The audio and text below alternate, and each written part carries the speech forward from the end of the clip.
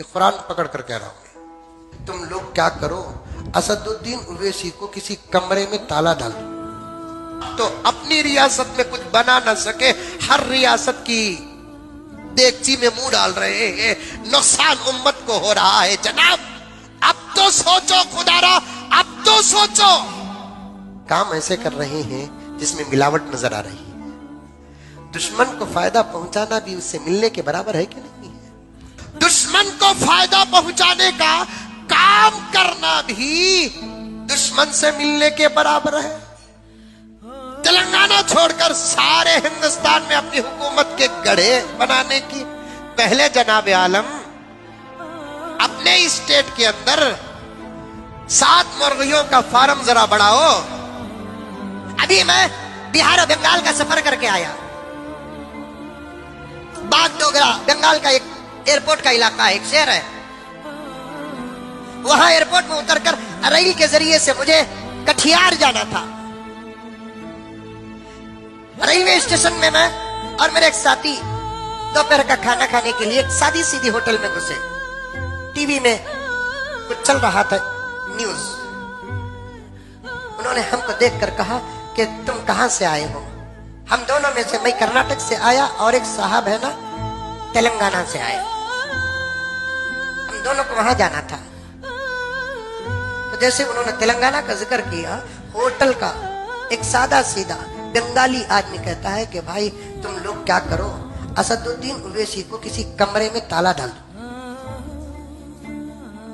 ये कुरान पकड़ कर कह रहा हूं।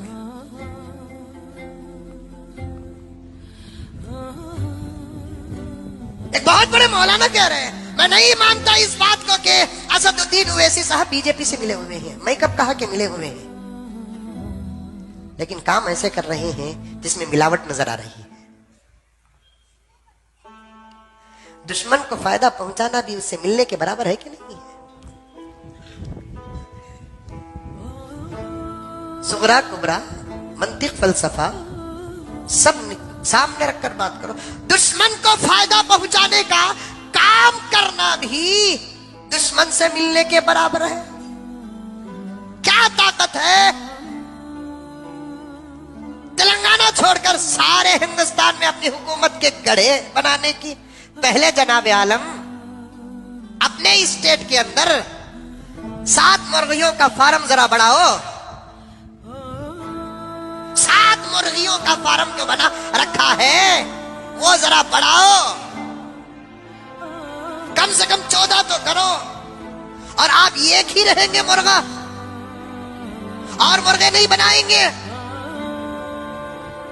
अपना स्टेट जहां आपके वालिदे मोहतरम, जहां आपके दादा मोहतरम, जहां आपके भाई जाने पहचाने, गली गली, मोहल्ला मोहल्ला, शहर शहर, गांव गांव, जिला जिला जानो पहचान है। आप तो अपनी रियासत में कुछ बना ना सके, हर रियासत की देगची में मुंह डाल रहे हैं। नुकसान उम्मत को हो रहा है जनाब। अब तो सोचो खुदारा, अब तो सोचो।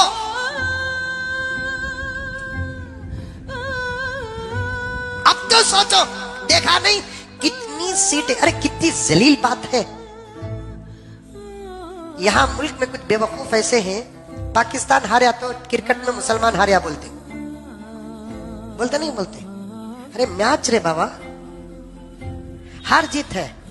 पाकिस्तान हारिया तो मुसलमान हारिया कहते, यम हारिया तो मुसलमान हारिया कहते। तुम्हारी वजह से हमें कौन से हारा पहनना है?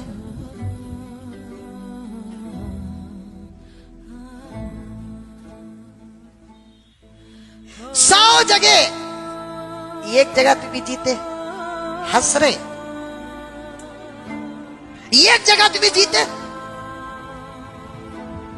2-4 जगह के अलावा एक जगह का डिपॉजिट वापस मिला आपको।